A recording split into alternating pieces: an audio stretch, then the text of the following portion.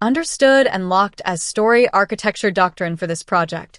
Part 9 will function as the emotional afterglow rather than a plotted resolution, built around a minute but irreversible shift embodied through gesture, silence, gaze, or a recurring symbolic object established earlier, likely the folded napkin with the equation, Omar's watch paused in his hand, or Clara leaving without looking back while something in him quietly yields. All parts 1 to 8 will now be engineered toward that single suspended moment, with each beat planting emotional inevitability rather than merely escalating plot, so the ending lands as recognition rather than explanation. The final scene will avoid triumph, speeches, confession, or overt reconciliation. Instead, it will let action occur first and emotion arrive in the viewer a second later. The investor may sign something, return something, remain seated after everyone has left, or simply alter one small habit that reveals transformation. Clara may never witness it. That distance gives the silence weight. No summary ending. No merala y sin dialogue. No lessons spoken by characters. The final line will be a quiet moral carried like an echo, almost observational, never heavy-handed. The guiding principle for every part going forward, each scene must earn the final silence. And the closing sentence shall feel like a soft truth discovered, not delivered. A mind may solve for value. A soul is known by what it chooses to honor. Do you want the correct answer, or the dangerous one? The question was spoken so softly that at first no one was sure it had been spoken at all. Crystal chandeliers shimmered over the grand crescent ballroom, scattering gold across marble floors where men in bespoke suits drifted between billion-dollar conversations and silver trays of champagne. At the center of it all, beneath a mural of winged gods and burning suns, Omar al-Hadid leaned back in a velvet chair with the indulgent smile of a man accustomed to watching others fail. His Swiss watch caught the light as he slid a linen cocktail napkin across the table, one equation written in black fountain ink. "Solve this," he had said, loud enough for the hedge fund managers and oil executives nearby to hear, "and I'll give you $155 million. Laughter moved around the room in polished ripples. It was not cruel laughter. Worse, amused laughter. The kind reserved for people who were never expected to answer. Clara Whitmore stood beside the table holding a silver coffee pot, her black service uniform immaculate, her pale hair pinned in a quiet knot at the nape of her neck. She had been invisible all evening. That was part of the profession. Refill the cups. Lower the eyes. Leave no footprint. But now every gaze in the ballroom seemed pinned to her hands. Omar tapped the equation with one manicured finger. "Go on," he said. "Humor me." Nathan Cole, seated nearby, watched with a discomfort he tried to hide behind his bourbon glass. He knew Omar's games. The investor collected these little humiliations the way others collected art. A test here, a trap there. He called it separating thinkers from performers. Clara looked down at the napkin. She did not touch it. She read it once, then once more. Her fingers rested lightly on the coffee handle. Steam curled upward between them. "Sir," she said, almost apologetically, "your premise is wrong." The room went still. Even the pianist in the corner seemed to miss a note. Omar's smile did not vanish, but something in it hardened. "Is that so?" he asked. Clara lifted her eyes. Gray-blue. Calm. Unhurried. "You built the equation on an assumption that cancels the value you're trying to prove." Someone at the next table chuckled nervously. Omar leaned forward. "And you know this because—" She glanced at the napkin again, then at the untouched espresso cooling near his hand. "Because if your denominator collapses at the second condition, the answer is undefined." Nathan slowly lowered his glass. Omar stared at her as though seeing her for the first time. Across the ballroom, a waiter stopped mid-step. A woman in diamonds set down her champagne flute without realizing it. Clara reached for a pen from the order folder at her waist. Not hurried, not dramatic, just precise. The sound of the pen touching linen seemed louder than the orchestra. She crossed out a Singers and ball. Rewrote one line, drew a circle around a number, then slid the napkin back. "Now the question works," she said. Omar looked down. For one suspended second, no one breathed. The man who had made fortunes reading weakness did not speak. Nathan's pulse thudded against his collar. Somewhere beyond the ballroom windows, rain traced silver lines over Manhattan. Clara lifted the coffee pot again, as if nothing unusual had happened. "More coffee, sir?" she asked. And for the first time that night, Omar al-Hadid forgot to answer. Omar did not touch the coffee. He touched the napkin again. Not with arrogance now, but with the wary precision of a man rechecking the edge of a cliff. Around the table, conversation resumed in fragments, but lower, altered somehow, as if the air itself had been rearranged. Nathan Cole leaned closer, studying the correction Clara had made. One cross symbol, one redirected assumption. A flaw his own analysts had missed in a model scheduled for review at dawn. His throat tightened. "Who trained you?" he asked quietly. Clara had already stepped back into motion, pouring dark roast into a senator's cup 2 tables away. "Life," she said, without turning. Omar watched her move through the ballroom as though a code had appeared where he had expected decoration. There was no performance in her. No attempt to savor attention. She had exposed an error that could have shaken a $155 million deal, then returned to serving coffee as if balancing fortunes and balancing trays belonged to the same category of ordinary tasks. That unsettled him more than the equation. A younger investor broke the silence, with a laugh meant to restore order. "Beginner's luck," he said. Omar did not smile. His eyes remained on Clara. "Luck does not rewrite assumptions." The remark fell heavier than intended. Across the room, Clara slipped through the service door into the back corridor where the noise of wealth dimmed into the practical music of kitchens. Silverware clinked. Ice cracked into bins. A dishwasher hummed like distant rain. She set down the coffee pot and exhaled once. Her hand lingered near the pocket where a folded bus pass and a worn mechanical pencil rested. Rosa, another waitress, stared at her wide-eyed. What on earth happened out there? Clara reached for a fresh pot. Someone asked a question. Rosa laughed nervously. "That man does not ask questions. He sets traps." Clara said nothing, but for a moment her fingers tightened around the handle. In the ballroom, Omar had not moved. Nathan lowered his voice. "Do you realize what she just caught?" Omar's gaze flicked to the figures on the napkin. "Yes." "Then, why do you look offended?" Omar leaned back slowly. "Because I do not enjoy being corrected by ghosts." Nathan almost smiled. Perhaps she is not the ghost. Minutes later, as servers circulated with dessert plates, Omar stood and crossed the ballroom. Conversations softened in his wake. He stopped beside Clara as she arranged espresso cups near the mahogany bar. She did not startle. She had sensed him there. "Miss Whitmore," he said, pronouncing each word with unusual care. "Where did you study nonlinear systems?" Clara continued aligning saucers. "Community college, according to the payroll office." A flicker passed through Omar's eyes. Was she mocking him? Testing him back? "That was not my question." She looked up then, not defiant, simply direct. And not every question deserves the whole answer. Somewhere behind them, the pianist shifted into a slower melody. Omar almost laughed, but the sound died before reaching his lips. In 52 years, few people had refused him information.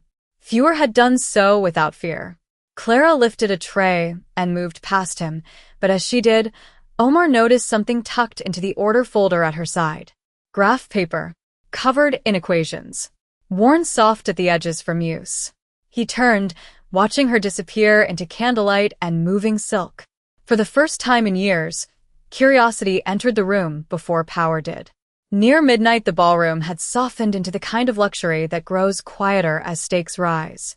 The loud men had become whispering men. Contracts were no longer discussed in boasts, but in murmurs over old scotch and folded projections. Rain still traced the windows, turning Manhattan into silver ghosts beyond the glass. Clara moved among them carrying a tray of espresso cups, but the room no longer treated her as part of the furniture. Eyes followed her now. Some curious, some suspicious, some calculating. She felt it and ignored it. That, too, was a discipline. At the far end of the room, Nathan Cole stood near an illuminated model of a desalination project Omar's consortium planned to finance overseas. The revised equation from the napkin lay beside a stack of deal folders.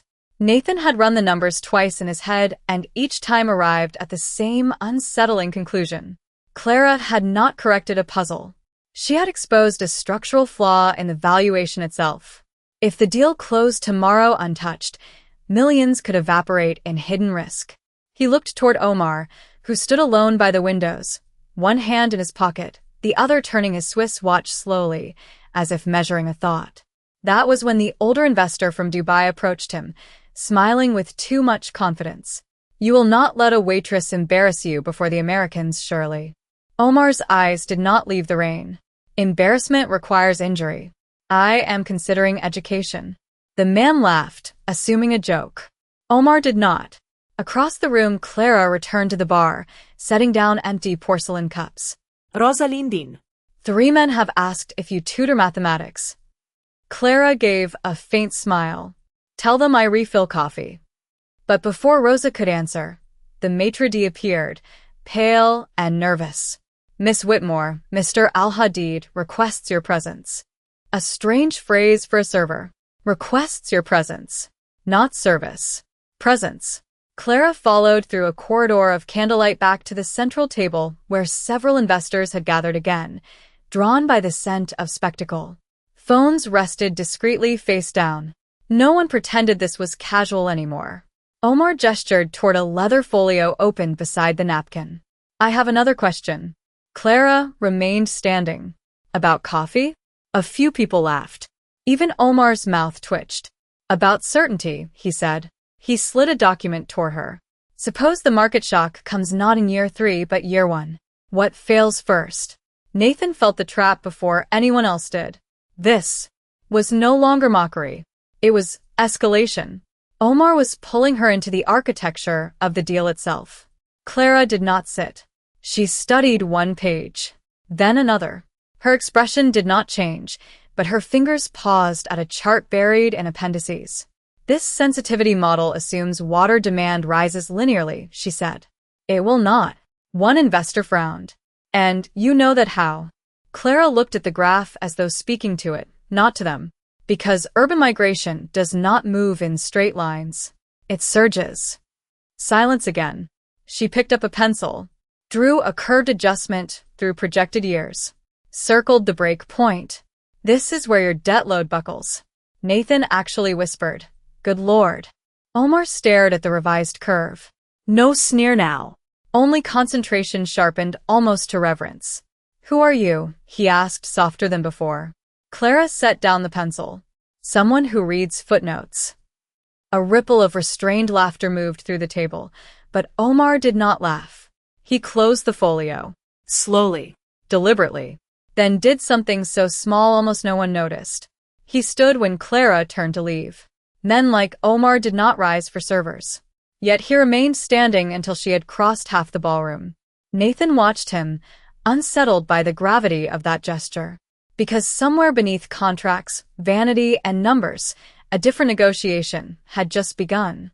By 1 a.m, the ballroom no longer felt like a reception. It felt like a war room disguised in candlelight. Dessert plates sat untouched. Jackets had come off. Men who measured continents with spreadsheets now leaned over revised models drawn partly by a waitress they had not noticed 3 hours earlier. Clara stood at the edge of it all with a silver water pitcher in hand, appearing as though she might step away at any moment, and perhaps that was why no one could fully relax around her. She belonged and did not belong. Omar reopened the leather folio, but this time he did not perform for the room. He looked almost careful. "Suppose," he said, tracing a line on a capital structure chart, "the debt does not buckle where you marked. Suppose we absorb volatility through sovereign backing." Clara studied the page only a second before shaking her head. "Then you are solving the wrong problem again." A murmur moved through the investors. Omar leaned back. "Meaning?" Clara set down the pitcher. "Your model assumes the project fails because of leverage." Her finger touched a forgotten column buried in the appendices. "It fails because your operating assumptions depend on imported membrane supply. Your bottleneck is logistics. Nathan's eyes widened before he could hide it, startled, like a man surprised by weather. But as he reached for his espresso, Clara's gaze caught on a line item at the back of the folder. Her hand froze. Wait. The single word cut through the room sharper than a raised voice. She leaned in, reading twice, then looked up at Omar. Who approved this valuation covenant? My London team. Clara tapped the clause. Then they have hidden a trigger. Nathan stepped forward. What trigger? Clara slid the page toward the center of the table. The one that transfers control if water yield drops below the threshold in year 2. The room chilled. No one moved. A server in the distance dropped a spoon, and the sound rang like glass.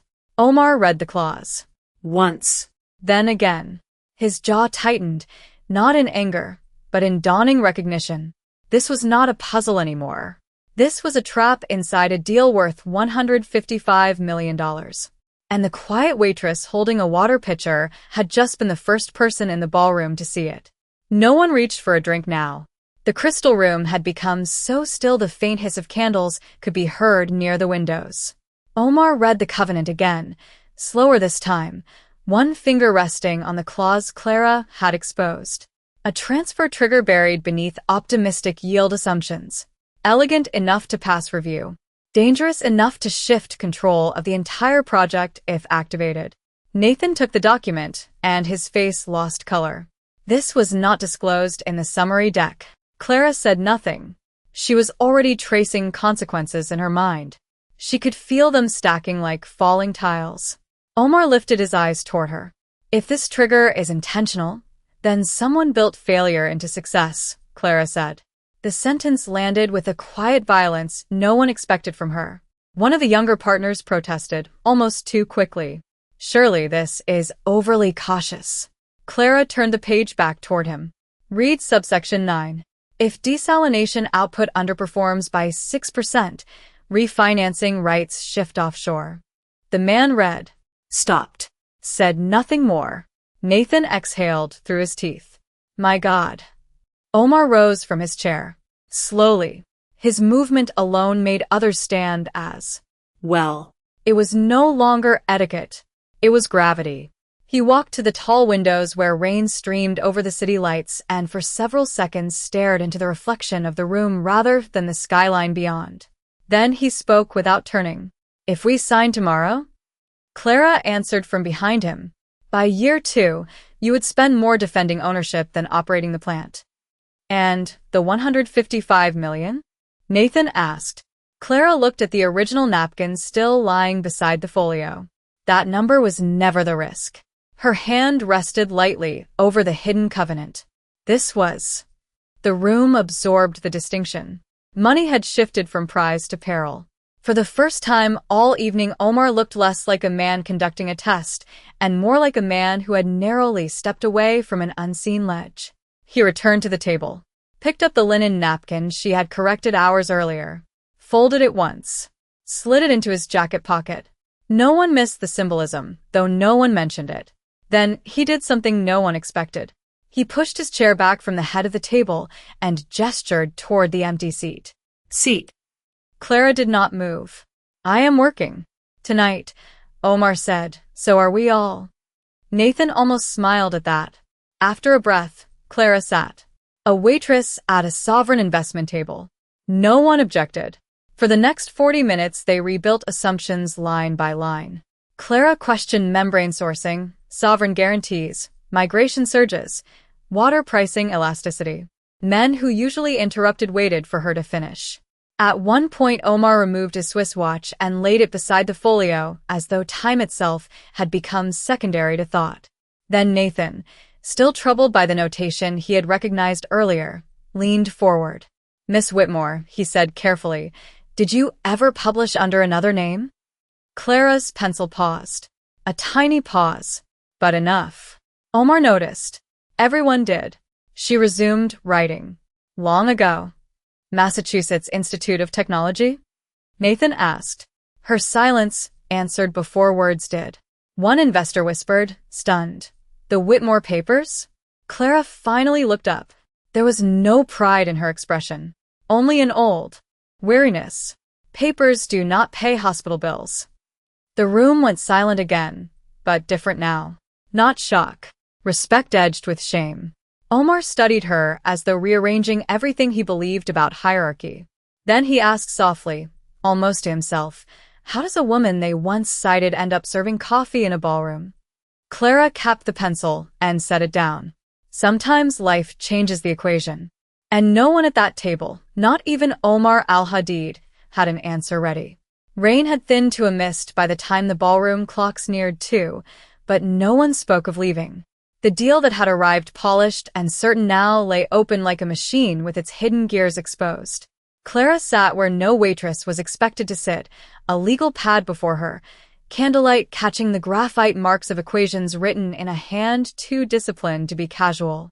The room had subtly reorganized itself around her. Questions no longer came as tests. They came as requests. Omar leaned forward over the folio, jacket unbuttoned, tie loosened for the first time anyone there had likely seen. His Swiss watch remained on the table beside the folded napkin, untouched. He tapped a revised projection Clara had built. If we rebuild under your contingency structure, returns fall in year 1. Clara nodded. Yes. Investors will object. Only those who confuse speed with strength. Nathan looked down and smiled despite himself. That sounded less like analysis than philosophy. Yet no one challenged it. Because each revision she made had survived scrutiny. Each assumption she questioned had revealed another blind spot. The power in the room had not disappeared. It had changed direction. Then Omar did something no one expected. He slid a blank legal pad toward Clara and folded his hands. Teach me where I stopped seeing this. The sentence was almost inaudible, but it stunned Nathan more than the hidden covenant had. Men like Omar did not ask to be taught. They acquired. They instructed. They dominated. Yet now he had offered a confession disguised as a question. Clara looked at him for a long moment. Her eyes softened, though barely. You did not stop seeing, she said. You began outsourcing. Doubt. Silence moved through the table. It was the kind of line people remembered years later. Omar leaned back as though absorbing a wound that healed as it landed. Then he nodded once. Continue. For the next hour, she walked them through cascading risk, not from a place of superiority, but from the strange humility of someone who had once belonged to this world and no longer needed its approval. She used salt prices, shipping delays, municipal growth curves, not to impress but to clarify. At one point, a junior analyst, emboldened, challenged one of her assumptions on water subsidy elasticity. Clara turned the pad and handed him the pencil. Show me a stronger model. The young man tried. Failed. She gently corrected his coefficient and gave the pencil back. No humiliation. Only invitation. Nathan saw Omar watching that exchange with a look he had never seen on the man's face. Not admiration, exactly. Something rarer. Reverence, without surrender. Then an elderly sovereign advisor from Qatar, who had been silent all night, studied Clara and said, Your framework resembles Whitmore's resilience theorem. The room stilled again. Clara lowered her eyes. It is Whitmore's theorem. The old man gave the faintest bow of the head. No more needed saying. Past and present had touched hands. Minutes later, Omar reached into his jacket, removed the folded cocktail napkin, and placed it before Clara. On the back, he wrote a figure. 155 million. Beneath it, a signature line. Several people stared. Omar pushed the pen toward her. A promise made in arrogance, he said, should still survive humility. Clara read it, then slowly slid the pen back. Use it to fund system scholarships, she said, for students who cannot afford to disappear. No one moved. Even the pianist had stopped playing. Omar looked at her as though some internal measure had shifted beyond recovery. He crossed out the payee line and wrote instead, Whitmore Fellowship Initiative. Then, without announcement, he signed. His hand did not tremble. But when he set down the pen, he did not reach for the contract.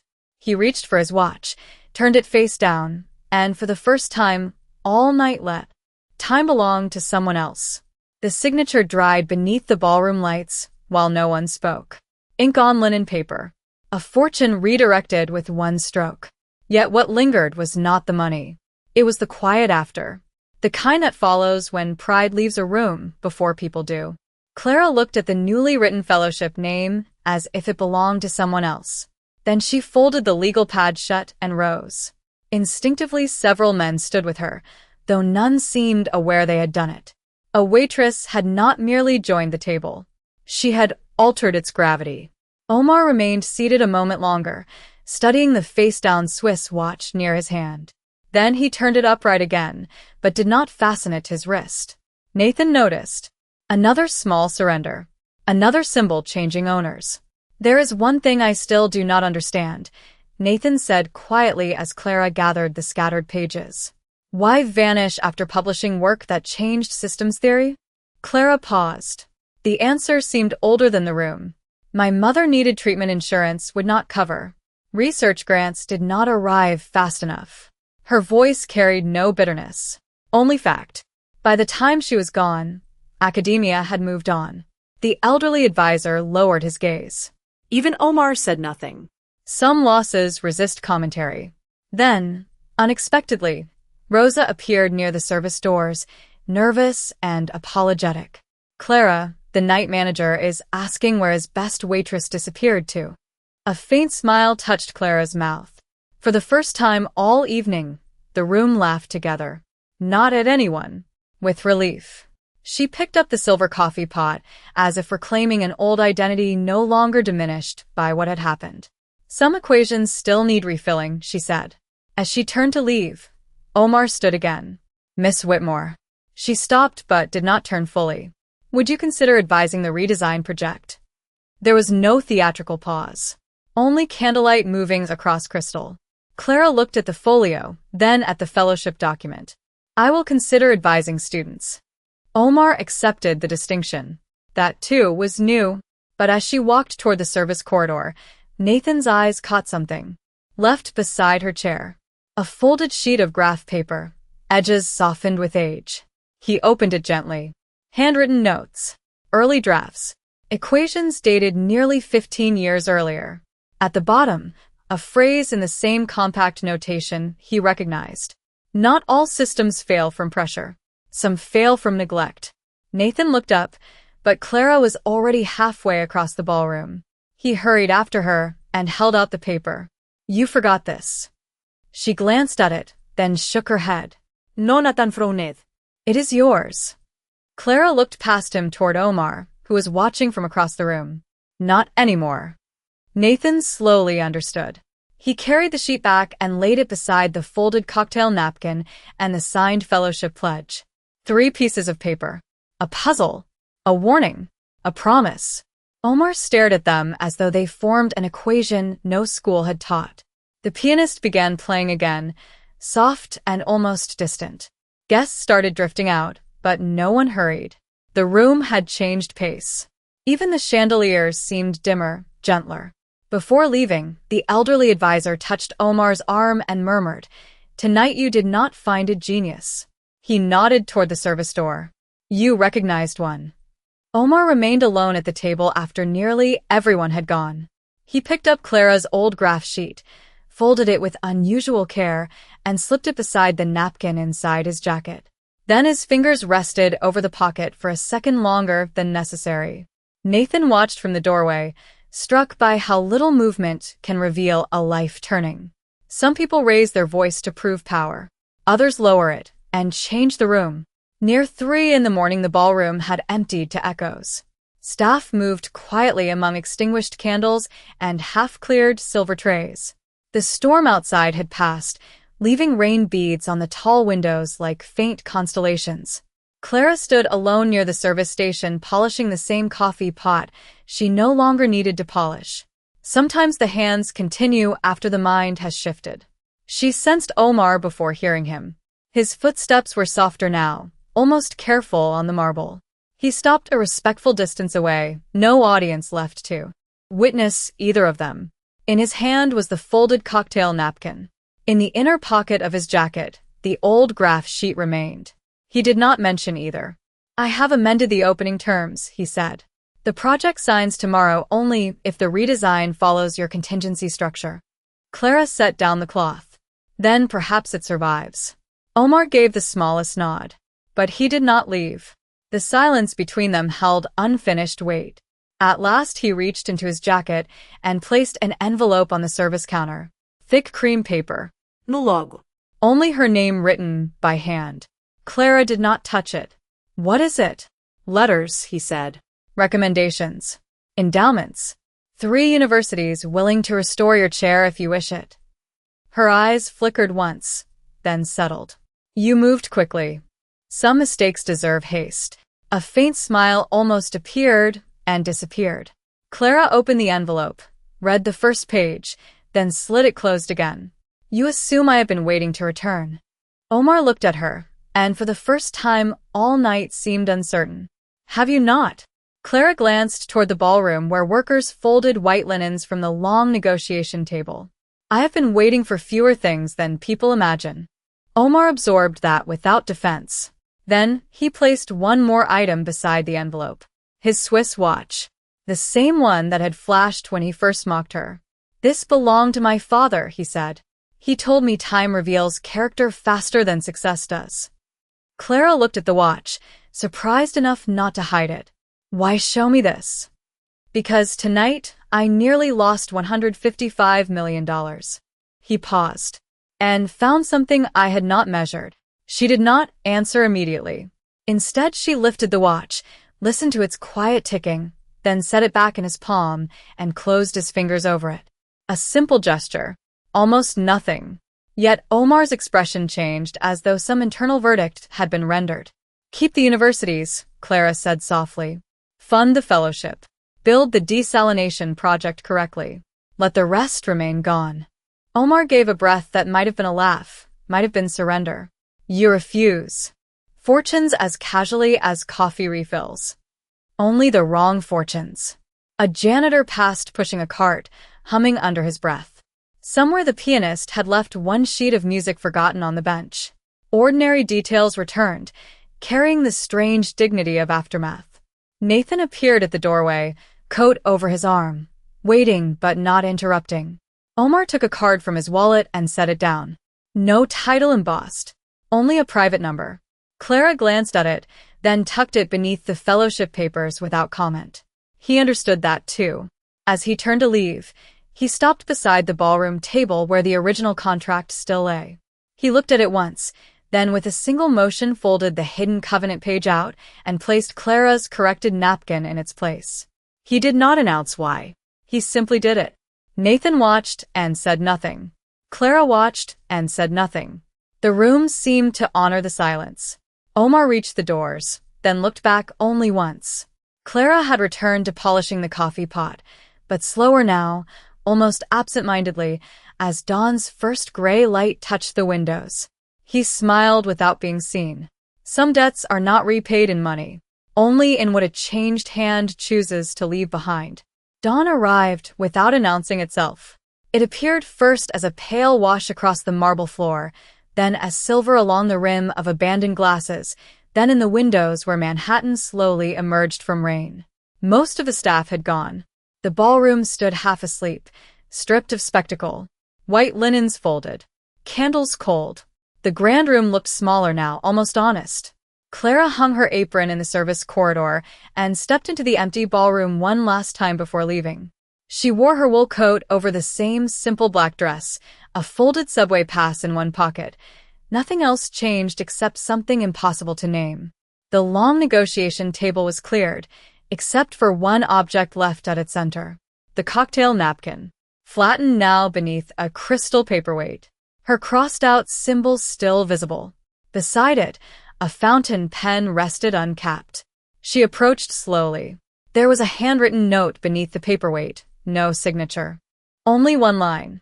The project opens with scholarships first. She read it once and said nothing. Her fingers touched the edge of the napkin, then withdrew. At the far end of the ballroom, Omar stood near the windows, jacket on, tie still loose, watching the city wake. He must have returned after leaving, or never left at all. Clara did not seem surprised. Neither spoke. Across the room, he lifted his Swiss watch, looked at it, then set it on the windowsill and walked away from it. Just left it there.